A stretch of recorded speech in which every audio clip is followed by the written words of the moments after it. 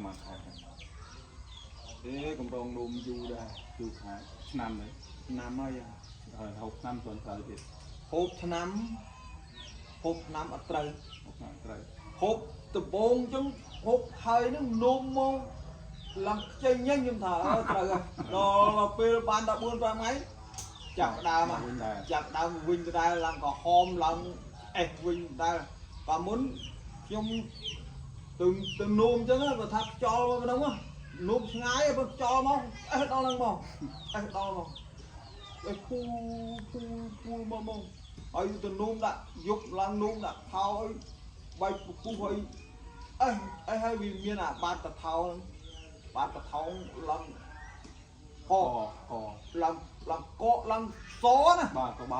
បោទោះប្រហែលជា4 10ថ្ងៃកន្លះខែជុំយកអានេះបៃពងឲ្យវាអាកមលសាអើយបាទណាខ្ញុំសម្រងនោះដល់ហើយជួយ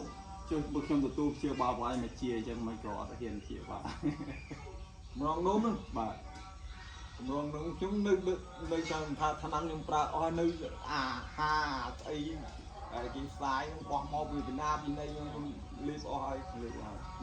នៅបានអញ្ចឹងខ្ញុំថាបើសិនជាមានពេលមកខ្ញុំទទួលជាបាបឯងនឹងមានឬដូបបានពីពវិនហើយអលិតមកនោមចឹងថាបើមានឱកាសផ្ទះចិត្តគ្នាទេមិនឆ្ងាយទេមកជាចាំទៅផ្ទះវិញខ្ញុំសូមពុទ្ធផ្ដិតមានដៃលើគ្នាមួយខែទៅណាវាបាច់អារឿងចិនតែវាទោះវាឥឡូវគ្មានលុយអត់អីចឹងតាមដំណាក់កាល